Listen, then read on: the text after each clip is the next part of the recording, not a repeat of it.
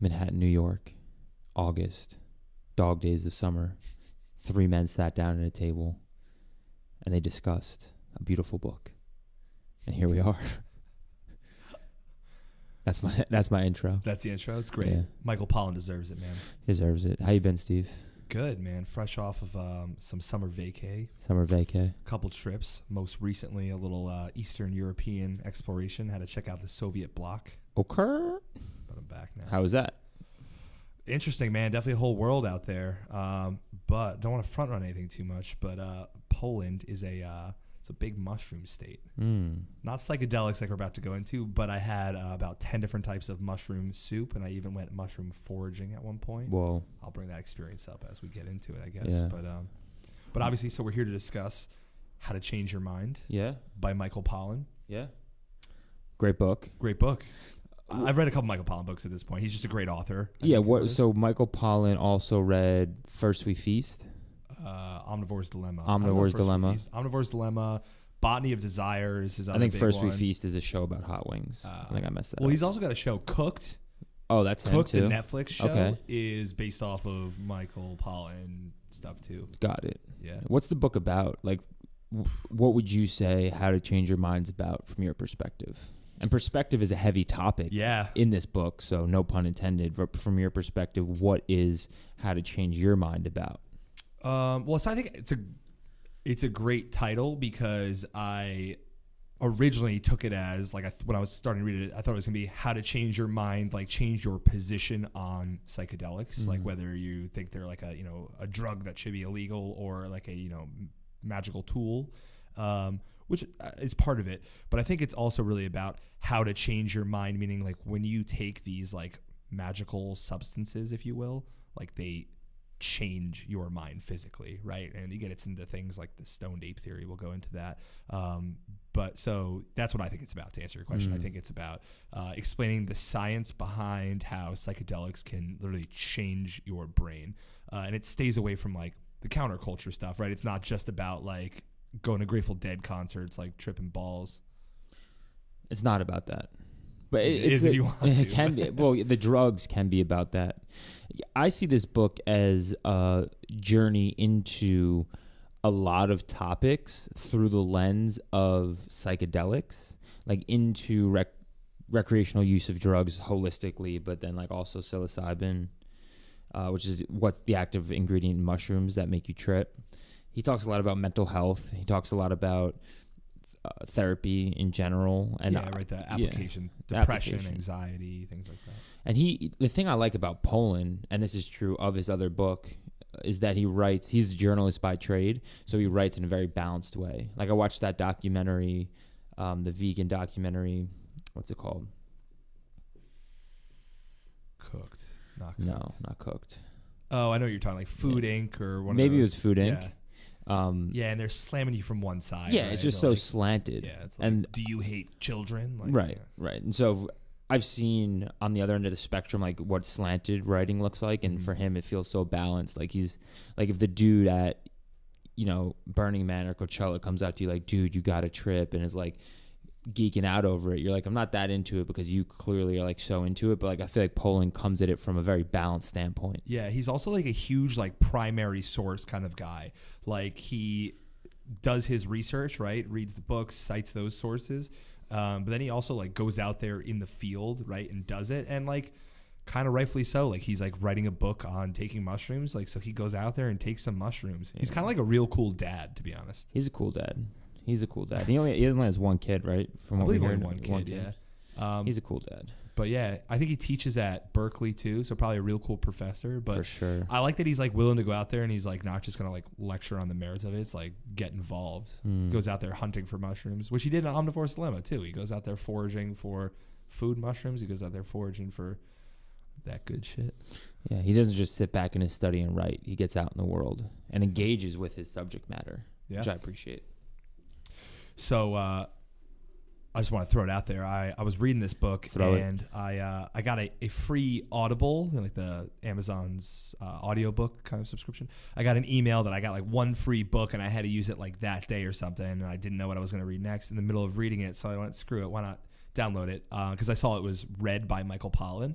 I was having a great time reading it though, so I didn't want to listen to it. And then I got to about halfway through the book. It's like part 2 or maybe part 3. It's his experiences with 3 drugs. He first does psilocybin, mushrooms, and then he does acid, and then he does, oh man, I'm not going to be able to remember the name of it, that tree frog. Yeah, it's like poison from the back of a tree frog. Exactly. Or acid You like squeeze a pimple on a frog and it like onto a mirror. Or pretty gross. But you can definitely miss me with that one. Yeah. I'm all set. Yeah, that's some intense shit. Hashtag trypophobia. So I chose to listen to that portion because I saw it was by him, and it was an awesome experience of like hearing him read aloud his own drug experiences. Pretty wild. Yeah, and it was wild. And he gives like that it's that firsthand experience. He's not reporting on it. He's like, I'm doing it, and I trust him to tell me what it's like to do these things because he's an older guy. He's been through life. He's a balanced writer. Like, he has a pretty balanced perspective on life. So yeah, I think for him and he wrote about a subject matter that's typically so ingrained in a lot of loose culture in the sense the counterculture, the whole the 60s, right? You're either like the man and you don't get it, or you're like the enlightened one and no one else can understand, right? Right. And he comes into that world and he's like, hey, I'm an author, I'm a journalist, I'm going to write on this in a really balanced way. So I appreciated it. Yeah. But yeah, this is a good one. What did you think of it? Like, did you have any big takeaways from the book? Did you leave it like wanting to go trip? Definitely. I mean, did I? Like, maybe. Was it fun? Remains to be seen. If I did it, then maybe it was fun. But yeah, I think DM us on Instagram for details. Yeah, private messages, DMs. I'll give you the full breakdown if it happened. Not guaranteeing it happened. But not saying anyone did anything. But should you want to be interested in potentially learning more about something that may have had happened, DM us on Instagram. DM Marcel. He'll give you his rundown. That's it. Marcel, our ever faithful audio producer. He's actually mic'd up this time. How you doing, Marcel? Doing pretty chill. Doing pretty chill. Doing Love chill, it. And I'm feeling. It's his fine. first time on microphone. We're gonna never spoken into a microphone in my entire life. Well, you're an artist, so to speak. What do you play in your band? I play guitar. What like who are some of your inspirations on the guitar? On the guitar? Yeah, like who inspired you to first pick up that 6-string Lady Walker? Ooh, the 6-string Lady Walker was definitely Clapton. Jimmy Jagger. Jimmy Jagger. Yeah. Okay. As in like Buffett? Yeah, Jimmy Buffett. Jimmy Buffett's actually a great inspiration of mine because I wouldn't know anything about salt if it wasn't for him. He taught you about salt? He's the first person to mention salt in a popular music song, I believe. So. Interesting. Okay. All right. Well, Marcel, we'll come back to you. Let's interesting fact number 1 of the day. But so did I come out of it wanting to experience some of the things he experienced? Yes, and I like that it framed drugs in a way that's more interesting to me now. When I was in college, drugs were cool because it was something that you did. Like, the idea of drugs was cool because it's like either like you're trying to get fucked up or like it would work nicely with this like music festival you're going to. And like, not that that's not something that's still potentially appealing, but I also love the idea of like, you get into this like, I got all this stuff going on in my brain, right? Like, how do you change your mind, right? And understanding like how it's helped all of these like notable people, like some of these like, I don't know, when you go through, you hear like all of these super accomplished people, whether they're like Harvard researchers or Paul Stamets, man, I want to go on a fucking tangent about him, but who have found like this drug to be incredibly helpful for them, whether for personal gain or to help overcome like some serious like depression or anxiety or things like that. I just saw it as a tool, right? And like want to pull it off my tool belt and put it to work. It is. I think classifying these plants as a tool is an interesting way to think about it because they can, the same way a hammer can build a house, it can, you could hit yourself in the head with it and kill you. So it's like you have to really treat them as tools. And a lot of smart people, accomplished people are talked about in this book that turn to psilocybin, again, the active ingredient in magic quote unquote mushrooms that make you trip, to do a lot of things, to heal trauma, break addiction, get clarity on their life. And it's really powerful. Like, can you name? I can't think of it. I don't need a Xanax. I don't need a Klonopin. I don't need any of these crazy Prozac drugs that's manufactured by Big Pharma. To me, after reading this book, it's like if things ever really hit the fan, I may lean on the psilocybin at that point. Yeah. And like staying with the tool metaphor, right? Like there's the old saying, like when you have a hammer, everything looks like a nail. You can't overuse it, which I think is what's happened. One of the biggest takeaways from the book is he explains all this research that's going on now that's helping people with autism. It's helping people who have terminal cancer at end of life. It's doing all these amazing things, right, all around the past 5 or 10 years. And then he says, wait a second, and goes back to the 50s and 60s when these drug was first discovered, and they were doing the same thing back then. The problem is it got overused and it got abused, and this whole counterculture like thing came out of it, and the government cracked down hard on it, right? And like I get it, right? Like maybe it should be legal now for medical uses, but you get when you have a bunch of like 17-year-old kids like taking shit tons of acid at music festivals, like that's probably something you want to regulate. Maybe they over-regulated, but it's crazy that all this research was like lost. And some of the things that came out in there is like there's researchers who are like PhDs whose job it is to do this, who are like getting through the research and finding out years into it that some of these findings were already discovered 60 years ago. Like it got buried, like the same way that we find out about things that happened 1,000 years ago. It's only 50 years ago because like that, all that knowledge was just lost. Sad. So crazy. Sad. A piece of feedback I got from my brother on the podcast was sometimes we don't talk about what the book's about. So I'm just going to give an overview of the book real quick as a recap. How to Change Your Mind by Michael Pollan. The undertext is what the new science of psychedelics teaches us about consciousness, dying, addiction, depression, and transcendence. So this man is a journalist, and he goes through the history of psychedelics, the current state of the union when it comes to psychedelic research, and there's a lot of big research happening. Places like Johns Hopkins are doing very serious clinical trials around psilocybin. So he kind of gives an overview of psilocybin in America, but in the world, and psychedelics holistically, which LSD falls into that, and other types of drugs fall into that category. So it's a very like balanced overview of what these drugs mean to the culture today, and then he dives into his own personal experience taking the drugs. So he goes with a shaman, and he goes to different places and takes the drugs, takes them with his wife, and so it's a book about drugs, but it's written in a very like educational, balanced point of view, both from like it's almost like a research paper at first in a way, but then he moves into like, I took the drugs in various ways. Here's my basically my journal as to what happened. Yeah, that's what I'm going to what we were saying before, but like I love that it's broken up. It's like this is what they say about the drugs. This is what I say about the drugs after doing them, and like this is what is going on with them now. This is the future. This is what like implores you to imagine. Right, keep building on it. What can be next? During one of his drug experiences, he takes them on the couch. Yeah. In his house, and then he's like walking around his neighborhood with his wife. This is like a low dosage one. Low dosage. Like he does it solo, right? This isn't a guided journey. Right. But it's such like a classic thing. Like you're walking around your neighborhood and like you see someone you think's your neighbor and you start freaking out because like you might have to talk to them. And like that low grade anxiety that comes from like being in an altered state in those situations, it's so universal, right? If you're ever like, doing whatever and like you see someone or like you run into someone, it's just like the worst. You're like, oh God, I gotta talk to this person. Yeah, so went camping with some friends recently, and we definitely didn't do anything. And like about like 20-30 minutes after we didn't do anything, cup of coffee, had a cup of coffee. Yeah, exactly. Like had a cup of coffee, and like 20 minutes after we had the cup of coffee, like the cup of coffee was starting to kick in. And my dog ran into the neighbor's yard. We were on like 10 acres of property. It was very not expected. So I had to go over there, and as my cup of coffee is kicking in, I'm like interacting with these people, and they're like, so what are you here for? And I was like, I just came here with my friends to eat a cup of coffee. No, I just like kind of hid it from them and like just walked back and was just like paralyzed and like froze. But it was an interesting experience, and like you could feel yourself, like I could feel myself like turning on and off like the effects of the cup of coffee. You had to get straight to talk to the randos. Yeah, exactly. Wild. Yeah.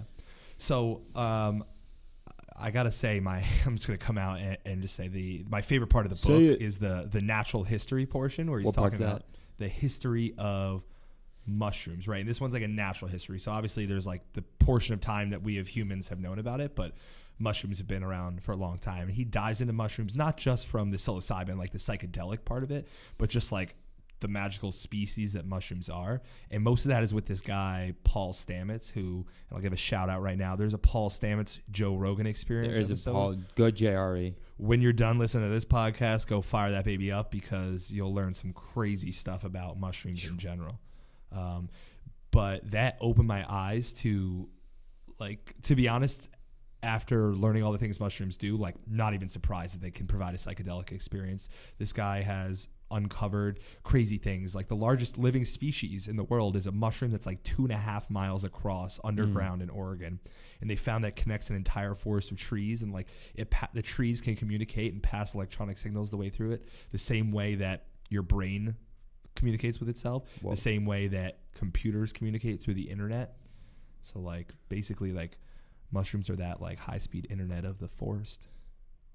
Can you watch porn on mushrooms?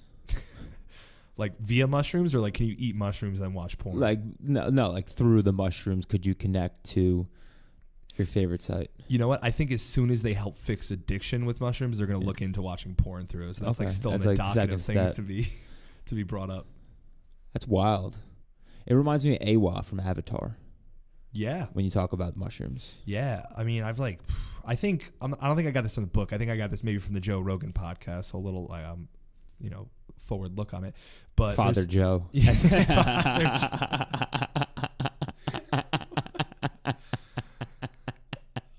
I don't even know what that is. But so there's this idea that that mushrooms like kind of make the world go round. But naturally occurring meadows in the forest, like I guess I never really thought about how they come about, but so they think that mushrooms they turn evil and kill the trees so that the trees die and they all fall into the ground, and then they make fertile soil so that new fruitier trees can grow, so that animals can come in and like eat those fruits and flourish, and like basically mushrooms make the world go round. That's beautiful. There's something poetic in that, right? Like, let's destroy what's been built and go through that pain to then rebuild something even better. Yeah, and mushrooms are playing the long game too. They're not doing this on 5 or 10 year spans. They're like, mushrooms are like living at 100 and 1,000 year spans.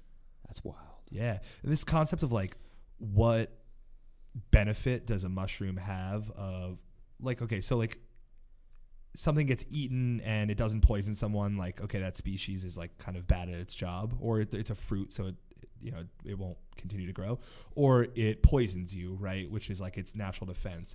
But mushrooms are crazy. There's 3 different types of mushrooms on the ground, right? You can take a mushroom that will be a tasty treat, you can do a mushroom that will kill you instantly or pretty close to instantly, or you can do a mushroom that will allow your brain to expand and transcend. And how does that benefit the mushroom? Mushrooms have developed to allow the creatures. Well, don't you want to then pick up the mushrooms that make you feel good and bring them other places? How does it benefit them? Because then they expand. Well, so I mean, that's what I mean. So there you go. Mushrooms are playing the long game here. Yeah. They've cultivated us, maybe. Kind of like corn. Yeah. So and that's a common theme, right? That's the other Michael Pollan book, Omnivore's Dilemma, talks about how corn has trained us as humans. But pretty crazy stuff, and that goes into the stoned ape theory, which I guess is pretty I've heard well known. I heard that's BS though. BS. I've heard reputable sources knock that down pretty hard. Well, so I'll throw it. So the stoned ape theory, for those who don't know, is another that big Father Joe piece. Is he talks about it. Actually, there's a lot of episodes of Joe Rogan where he talks about stoned ape theory. But it's basically that way before humans were a thing, we came from primates, apes, monkeys. They were, bopping around, picked up some shrooms, ate them, had this experience where their mind changed, right? And their brain was able to start processing things differently and start to grow and blah, blah, blah. Refer back to the Sapiens book, basically, of how we became humans. We're getting educated on human history. Yeah, and it's honestly crazy that I like to think there's some method of the madness of how we pick our books, but largely we just pick books we're interested in reading and find crazy connections through them, right? We had 3 books in a row where we had Ginsberg references, and now if we tie together some Sapiens, some How to Change Your Mind, seemingly unrelated books, man, all proof that books make you smarter. They do. Maybe shrooms do too. Whoa. Because you know what? You can see common threads. Yeah. If you want to know where we're going, look at where we came from. You know, so when you read the books, you can connect the points there. Yeah. I mean, there's something about like expanding and growing your like reading comprehension too. Like long form, we talk about all the time, right? But long form media rather than these like short snippets of things that like instant gratification, but like, are you really like locking it down and remembering it long term? No. I've been big on the audiobooks lately. I invested in AirPods. Such a good investment. You're the third person this week that's told me that. I've been on the AirPod game actually since the start. Oh, really? How much did you pay for them? It's actually a great story. I got them for free. Oh, really? Where? I found them at Coachella. What? So Dude, you went to Coachella? My guy. Did, yo. That's tight. We went together. Cue clap. Yeah, it's tight. Coachella was tight. Burning Man's coming up next week. Burning Man is coming up next week. We got to go. Next week? No, I think not next week, but I'm saying before we die. 2019. Well, so you've been to Burning Man, right? I've been to the Burn. So I think I've only experienced two types of people coming out of Burning Man. I will absolutely go back again, or that was awesome. I will absolutely not go back again. Yeah. Like no one really feels like people are pretty polar coming out of Burning Man. I feel like. You're down though? So if you had to ask me that question, I came out of it saying I do not need to go do that again for a long time. But I will go back because I went in a weird situation. Like I got asked to go. It'd be like if I got asked 2 weeks ago to go this year. It's like I got asked literally a month before Burning Man to go. And like typically people spend 6 months getting ready for it. I mean, that's part of the whole thing, right? Is like planning what you're going to wear and like how you're going to interact and stuff like that. Yeah, it's a huge planning process. And with that, it becomes a very high intention trip. Yeah. You spend a lot of money, you spend a lot of time, you spend a lot of energy getting ready for it. And then you go and have this experience. But you could argue that starting in January when you're preparing for it all the way to the actual burn is one holistic experience. I just thought that right now, but that kind of is true. No, it makes sense though. It's like the preparation is part of the trip and journey in and of itself. Anyways, I was kind of just brought on last minute. I had nothing to do with it. I showed up, paid some money for the camp, and went. And it was, don't get me wrong, it was freaking awesome. It was like, it was like every 30 minutes I would have this feeling, whoa, what is that? Like, it was that feeling consistently. Just opening your mind to like new things you've never experienced. Exactly. Yeah. Whoa, what is that in terms of how those people are interacting, that structure, that song, just continual new. And that was cool. But it is challenging. It was so hard. Like, for example, you're in a salt flat in the middle of the Nevada desert, so there's no shade. There's literally no naturally occurring shade. So you need to build these very intense metal structures that act as shade barriers. And there's a lot of wind out there. So I'm talking about like 3-4 foot long metal spikes that I'm hammering into the ground, like knocking them in and then pulling them out at the end of camp with the sun beating down on you. All that to say, and I didn't sleep the last night either. So it kills you, like from that perspective, but such a sick experience. So what kind of people, I mean, I know there's probably people from all walks of life out there, but one thing, I guess, dipping back into the book is that there's like a large, I guess Burning Man comes up a few times in the book, but there's like these distinguished like PhD researchers who feel so strongly of what they found in some of this like acid and these shrooms, right? That they have gone out there and they become regular users and they've gone out to Burning Man to like feel what it's all about and stuff. And I've always heard that Burning Man's like a weird combination of like burnouts and like Silicon Valley, like, you know, billionaires, right? Yeah, honestly, my experience was most people were high functioning individuals in normal life. Normal life being when you're not a Burning Man. Yeah. Most people were director of this, VP of that, entrepreneur, creative, like high level creative. Like one of the people I went to with, and the thing with Burning Man is it's so much more than that week you spend in the desert. Like they have meetups like once every couple months in New York City, and you go and it's a sick DJ and everyone's dressed crazy, and like it seeps into your life when you get involved in it in a deep way. Anyways, this guy had us at his brownstone up in Harlem, and he's like the senior creative director of Nickelodeon. And like he's the dude that was like making sure everyone's having a good time at the party. Yeah. So it's funny, but it makes sense though, because the people in the real world who are creative and doing big things usually like to play hard too. They don't want to just go to a bar. They want to go. No, I mean, it makes sense. And I guess I look at it from like an outside perspective, and then I realize that like I guess I'm down to go, and I've been to some of those things. A couple weeks ago I was at Brooklyn Mirage. At a very actually, it was a Burning Man. It was like a meetup thing. There you go. They brought in one of the art cars. Was traveling around the country, and they popped in, and that was like the main outdoor stage, if you will. Then there was like the quote unquote dark room, which just had this red glow and like some bassy music coming out. That's where you go to get a hand job from someone who you don't know the sex of. So that's a hand. Who it was attached to, I'm not sure. Yeah. So I could not have said it better myself. Dipped in there and like I was like, whoa, this is weird. And then took like 20 steps. I did not dip into the hand what do you job. mean dipped? Steve, hold on. Marcel, you heard dipped? Just throw your toe in there. I heard definitely dipped. heard dipped. I heard. What do you mean by dipped? Keeping the details aside, I moseyed on in. I moseyed on in. I think we're losing the point, man. Okay, I didn't do anything. Okay, nothing happened. I heard dipped. But no. So I walked in this like deep red room, and I was like, okay, wow, this is like intense. I walked further in. I was like, okay, these people are in some crazy costumes. And I walked like even further in. And I was like, I'm uncomfortable. You know what I mean? And like, honestly, it felt cool being in a controlled environment where you're that uncomfortable, you know what I mean? Like, so I definitely got it a little bit, like why people do that, why they go there, and like how it's like, it kind of makes you think of like, you see those movies like The Purge and stuff like that, where like you see like the dark side of people, and it's probably like a really healthy way to go explore that side of yourself. Dude, totally. And that's what I think a lot of Burning Man is. It's people who have to confide to society's regulations, right? We're all playing this big game where it's okay to walk on the sidewalk, but if you run across the street when cars are crossing, it's not okay. And now you can extrapolate that out to a million things. Yeah, especially all these high functioning, like successful business people and stuff like that too. Like you're like the VP investment banker at Goldman Sachs. Like every day, like from far beyond 9 to 5, like you are in your like buttoned up pinstripe suit, right? Gotta be on your best behavior. Yeah, gotta like, and you know, like you gotta watch your social media presence and shit like that, and like it's probably refreshing to go out into like a desert and like fucking wear some like leather chains and straps and shit. Get hung upside down, let someone spank you with the raw hide of a dead cow. No, dude, we're not talking about your experience anymore. Sorry. I thought you asked me what I did in Burning Man.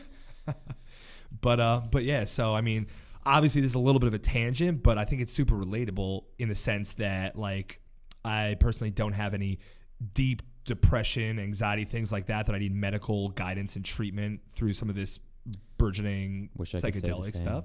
But JK, you'll be okay, man. Thank you.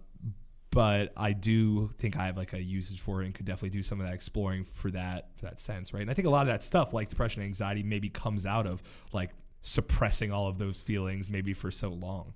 Yeah, I think that's very real. I think you spend the first 2 years of a kid's life teaching it to walk and run, talk and run rather, and you spend the rest of its life telling it to sit down and shut up. And I think that's a very general thing, but like that's just life in general. We have all these urges and these things we want to do, and it's always like, can't do that. And Burning Man is a place where you can do that. Yeah, like embrace it, right? Embrace it. And if in your life you're monogamous or you choose one side of, you're typically like men, you're typically like women, you can go out to Burning Man and let loose and get that out of your system if you want to get it out of your system in a really safe environment. Cool. So yeah, it's a good. We should go. We should definitely go. Gramercy reading. Marcel, you in? Mm-hmm. GRC does Burning Man. Yeah, we're out there. Let's go. Anything else on the book, Stevie? Should we get some facts going, or do you want to? Anything else you want to cover off? The mushroom facts, man, I could spew out for days, but I already threw the suggestion to hit that Father Joe Paul Stamets podcast, and like he'll do way more justice than I can. Obviously, there's a lot to be learned there. So mushroom facts for days is really huge for me. And I say the other thing that comes to mind is this concept of losing your ego. Talked a lot about it with some other people I know that read the book and what it really means. And I think you got to reframe your thinking of ego a little bit. But I think it's like cool to think about these drugs, once again, not in that party sense only of like, how can I like have a real good time and trip balls, but really like what can you get out of it? And a lot of people do it with like guides, right? Basically like therapists who help guide them through it. And it's really cool. I think the places in people's brains they're able to go, the problems they're able to solve. And some of these trips, I mean, one of the coolest parts, they talk early in like the 50s and 60s. I'm going to mess this up. He gives so many names. I think it's Albert Hoffman. That might be the guy that discovered it. Albert Hoffman? Huxley. Alfred Huxley. Huxley. Okay, so Al Hubbard. See, okay, so I will give Al was a Pollan- popular name. Yeah, if I had to knock one thing about this book is a lot of names are thrown at you and they're kind of all very relevant and they're all like he'll bring them back up 100 pages later. Okay, so Hubbard is very good friends with Huxley. Hubbard is this international man of mystery, did things with the CIA, blah, blah, blah. Al Hubbard Ends up being basically one of like the most popular guides, like spiritual guides, right? He somehow undisclosed gets tons of the psilocybin tablets and starts leading like Hollywood elite people on these journeys, right? Surprise, surprise! Some of our friends from On the Road pop up again here, like the Neil Cassidys and whatnot, doing those early acid tests and stuff. But Hubbard's bouncing around in the Hollywood scene and making house calls and taking these like Hollywood elite on some spiritual journeys, which is just pretty awesome. And it made me want to do it like that way, right? Like with someone whose like job it is to take you on that journey. And like imagine like going in there and like same way you go into the doctor and you're like, yeah, like I'm having this issue, like my knee really hurts, and he's like, okay, here's some like, you know, something to help with the swelling, and like here's go to physical therapy and do these stretches, right? Imagine you go in with some like deep thoughts you've had in your mind or some like things you can't get over, or like you lost a family member, or maybe you have like terminal cancer, right? And you're trying to come to grips with that, and they can like prescribe you a regimen that like makes you be okay with that. That's some powerful shit, man. That is very powerful. It's extremely powerful. I don't know where to take it from there. That was deep. That was intense. Yeah. Did you have any? What was like what resonated most with you? Or what do you most want to do? What was like what did it leave you with, if that makes sense? It was all of that. It was like all of what you said in a nutshell. And there's just a lot of tools out there that have been vilified by society, and we should know that they're out there for us. Yeah. And like be responsible citizens with them too, right? Because like going back to like they became illegal for a reason, at least I think. But yeah, so like support it, right? And part of it is like a lot about the Timothy Leary type stuff, like why it became counterculture in the first place, and like basically like it needed a good PR person, right? And like the face of it was this like mad scientist type dude who was like trying to like feed it to kids in college basically, and like fuck the man, and like the man doesn't really like when you do that. Doesn't. Marcel, you got some facts? Oh, you know I do. So we're doing a new segment on here where Marcel's going to bring 3 facts or 3 current events related to the subject matter of the book. Still a working title. DM us if you have any good ideas. I'm thinking Marcel's Mania. Something like that. Just hit us up, because I'm not as creative as these two. And Magnificent Marcy. They're going to fire me if I don't figure out a title for this, so we need to figure Please this out. DM. You're my only hope. Please DM. DM something. Well, hit us, Marcel. What do you got for us? So I got a couple fun facts here about facts and events about psychedelics here. Okay. First one I want to bring up is definitely Project MK Ultra, because that seems to be the most famous sort of all the What's that, like weird, the Martin Luther King thing? Almost, not exactly.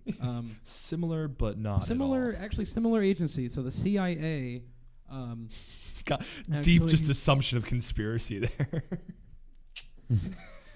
So the CIA approved Project MK Ultra in 1953. What is Project MK Ultra? Project MK Ultra was a covert operation aimed to develop techniques that could be used against the Soviet bloc and any other enemies that the U.S. had to control human behavior with drugs and other psychological manipulators. Okay. Yeah, that's it. So they talk about this a little bit in the book, but there's some known shit that happened. They gave to some soldiers and stuff. The scene at the beginning of Pineapple Express. Do you know when like it's black and white and the guy's like smoking the reefer and they're like illegal? That's like kind of based off of some of that like MK Ultra shit. Basically. So what they did, the program, it says on this specific page that I brought up, this program involved more than 150 human experiments that involved various drugs from LSD to, I think it was ecstasy, MDMA, heroin, methamphetamine, barbiturates, and psilocybin. And they would sort of like test the effects of this on the human mind and see if they could actually control people's like feelings and stuff with these sort of weird sort of experiments. And that sort of like had gone on secretly for, it says here, from 1953, and it was officially halted in 1973. 20 years. The CIA in the back rooms Yeah. was testing out drugs Yeah. to mind control people. Yep. Damn. Crazy, huh? I'm not getting involved in any of those trials though. Like Yeah. who are they where are they getting these subjects from? Oh, a lot Like, of them they were didn't have Craigslist back then. very funny. Okay, so funny you bring that up. Okay. He's prepared. Operation Midnight Climax. Operation Midnight Climax. That sounds like a Whoa. cheap porno, which is, my yeah, guy. see, Yeah. there you go. So you get That sounds like something I've never experienced. best night ever. Was it so Project Operation Midnight Climax was an MK Ultra project in which government employed prostitutes lured unsuspecting men to CIA safe houses where drug experiments took place. So not only were soldiers involved, not only were prostitutes involved, they would just grab random people off the street. So they were drugging Johns. Yeah, they were drugging Johns, Drugging the Johns. banging Janes. Bennies. Yeah. Wow. And so they I wonder if they came away with anything. I wonder if they like said, Yeah. all right, if you take 3 lines of coke and then smoke 2 L's and then like rip 5 shots, you'll be so like you'll be Yeah, I so wonder- in control Yeah. or out of control. Some would curious say what I'm the going to data bring is. Project MK Ultra back to life tonight. Maybe experiment a little bit. Is this an MK Ultra weekend? I'm having an MK Ultra themed party at my house this weekend. If No. anyone's trying to come by, no, I'm not. Stop. Are you? Because if you were and you didn't invite us, I'll be so tight. Yeah. I would, of course, you guys would be first on my list. But What do you do on the weekends, Marcel? Like, what's your go-to weekend activity? I play shows. Play shows? I play shows. I go and hang out. Go hit a bar once in a while. Go Where out, drive You around. seem like a dive bar kind of guy to me. Definitely dive bar. Love me a good heavy metal bar. Yeah. Yeah. I feel like you want like a Miller High Life in like the dirtiest glass they have. Actually, grab me like the darkest like beer or the most sour beer you can find. And Okay. usually will find a way to my heart. You're not like doing Marquee or Lavo. No, I'm not. He's I'm not not in hitting those 40-40 club. You rocking one of those big like red robes on top of I wish. One Oof. Oak or whatever it is. All right, what else you got for us? So yeah, so another fun fact. So Alexander Shulgin was a man who synthesized over 150 different chemical compounds and psychedelic drugs, which involve tryptamines, various things. So this is a small list of the things that you may have heard Okay. that he had actually invented: MDMA, MDA, something called DIPT. 5-MeO-DIPT, which is a really, it's like a stimulation kind of drug. Speaking from experience. No, Oh. no. If you got a guy, let me know though. Yeah, he didn't invent mescaline, but he was one of the first people to synthesize mescaline from the cactus plant as Whoa. well. Yeah, very kind of weird, crazy work. 2CE, 2CB, a lot of various weird derivative drugs. That Just like people ended up mad doing. scientists who Yeah, love drugs. definitely. And he passed away a couple years ago. So he was going for a while. 2014 is when he passed away. Was he the type of guy that liked to take them too? Yeah, he would test them on himself, his wife as well. Wow. Crazy. I would highly recommend anyone who's like, at least like interested in that stuff to What's his look name? into him. Alexander Shulgin. He wrote 2 books too. All right. And then the very last one I had was an event that had happened. So this is on June 12th, 1970. Great year. Doc Ellis of the Pittsburgh Pirates Okay. pitched a no-hitter entirely on LSD. I think I've heard this before. Wow. Yeah, Doc Ellis and the LSD no-no. That's crazy. How did that Yeah. come to light? Was he just like, by the way, I was fucked up during that game? Well, so he had thought he had the day off. He was playing in the Pittsburgh Pirates at the time, and they were supposed to play against the San Diego Padres. He thought he had the day off. He'd been, on a bender doing drugs, Wait, whatever. you take psychedelics. LSD Yeah. when you're a pro that's- ball yeah. player in the It 70s? still doesn't like. I feel like day Oh, off. in the 70s, yeah. You'd be surprised, man. Yeah, I play professional baseball. It's a day off. Oh, good day to do acid. Baseball's okay. a slow, long game. So That is perfect true. for tripping, I guess. And not only did he go out there and play on LSD, he threw a no-hitter. He threw a no-hitter on LSD. Meaning not one person on the other team could get a hit off him. Nope, not at all. He would, he walked a couple batters. It's not a shutout, but Right. no one got on base. That's No one impressive. got on base via a hit. That's impressive. Yeah, Wow. entirely on acid, and it didn't come out until 20 years later. You didn't tell So anybody. net, I should do acid before work. and Yeah, I'll kill basically. it. Like, Basically, does it yeah. if it helps a baseball player, it'll help a financial analyst, right? Yeah, exactly. If you're working on Wall Street or whatever, you don't go to sleep. At that point. Well, on that point, you guys have heard of microdosing? Yeah. Yeah. Very hot right now. Very hot. So microdosing is, correct me if I'm wrong, when you go to work in Silicon Valley and you're trying to get that competitive edge, you take like literally, let's say like a full hit of acid would be like smoking a whole joint. You take like one puff of the joint metaphorically. Basically. Well, a little bit throughout the day at different Throughout the times. day. But yeah, so I think it's been very popular at like a more sustainable way to do it at like festivals, things like that. But yeah, I think he even brings up at the end of the book that it is like a Silicon Valley like trend now, and some people are like starting to encourage it, which like potentially dangerous. I don't know. It's That's a like a trend. power move. It's though. a health trend. It's a productivity trend. Yeah. I mean, who's to say it doesn't work necessarily? Y'all were talking about how, in the book they talk about all this research that's being done on like psilocybin and all that stuff. But it's actually funny. I've heard of like that kind of stuff happening before with like microdosing, and people use it for various reasons. But the fact that it is on top of that also a trend with kind of like the Silicon Valley bros side is very, very funny. Yeah. 'Cause that's a very unlikely trend. Yeah. It's come a long way. This Drugs drug. are casual for some weird reason. Yeah. For some. Drugs are weird for some, and drugs are so casual. Microdosing, man. Who knew? Yeah. Popular. Yeah, but it's wild that this thought that it's like weird that they're doing it at work is only weird because of like the culture, right? Like people like take Adderall and go to work every single day and like are prescribed it. Yeah. Cool. Scores? Mm-hmm. I'll go first. I feel like you went first last time. Or I went first last time. I liked it. I like Pollan. I'm a Pollan Yeah, fan. I mean, I'm going to read his next book that comes out, the one after that. I hope he does a cool subject matter, like, I don't know, like the ocean or something. But he writes well, and he's a very balanced writer. And the subject matter was definitely interesting. I don't live under a rock. Drugs are interesting. And for someone to write about them in such a smart way, I thought was awesome. It went on. Like, there were times when I'm like, all right, like, I'm good. Like, I get it. Psilocybin's tight. I'm going to go scores, no round numbers, decimal points only. One score. Everybody knows the rules. I'm going to go 6.8. 6.8. Okay. That made me a little sad for my boy Pollan, man. I'm gonna definitely go higher. Yeah, I feel like I gotta go higher. I only went that low. One score, everyone knows the rules. No, one score, everyone knows the rules. One score, everyone knows the rules. 7.4. 7.4. Okay, that's one fair. score, everyone knows the rules. I'm changing mine to a 7.4. I love Pollan. I do agree, dragged a little bit. I said it before. My biggest complaint is there's a lot of names that get thrown at you. Like, I would love to go through and count. He probably tells you the names of close to 100 people in this book, and they all like are kind of relevant. He's like telling a story and then brings them back up. A little bit confusing in that regard, to the point that we're like on the cast like debating which Al it was of the three.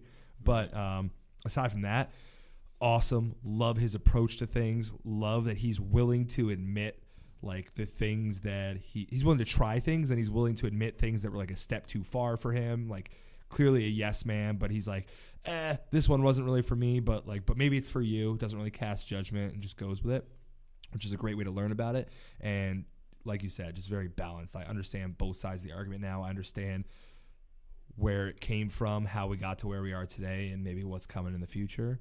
I got to give How to Change Your Mind an 8.4. Wow. Yeah. Strong score. Strong book. Strong book. Yeah, and I went unfairly low because I don't even know why. Right when I said 6.8, it felt wrong. Yeah. So I'm going to bump mine up because it's solid. It is a good book. I did like it. It wasn't. There were times when I was just reading it to get through it, though. Yep. I wasn't gripped to it. Great. Well, great episode of the cast. Hope you guys enjoy, and definitely go pop on that Father Joe Mark Stamets? Mark Stamets. Paul Stamets. Paul Stamets. Thank you. I already forgot it. Paul Stamets episode. Learn some incredible mushroom facts. Feel free to comment what your favorite shroom fact is. Yeah, like that. Comment your shroom facts. What do you got going on this weekend? Got a dinner tomorrow night. It's being branded as a brunch, but that's fake news. It's fake news. We don't need that. Marcel, any shows? Yeah, we're playing Jersey City Gay Pride Fest tomorrow. Nice. Whoa. Get out there. That's actually big. I've been seeing lots of rainbows in JC this week. Yeah. I work over that way. Yeah, playing my weird emo rock music for a bunch of really... Are you on Spotify? What is the sales pitch? Yeah, we're on Spotify. What's it go about? What's the name? Morris Alba. Morusalba. Cool, man. Check it out. Yeah, man. Thanks. All right, y'all. Great cast. Let's lock it in. Stay chugging. Guz cannons.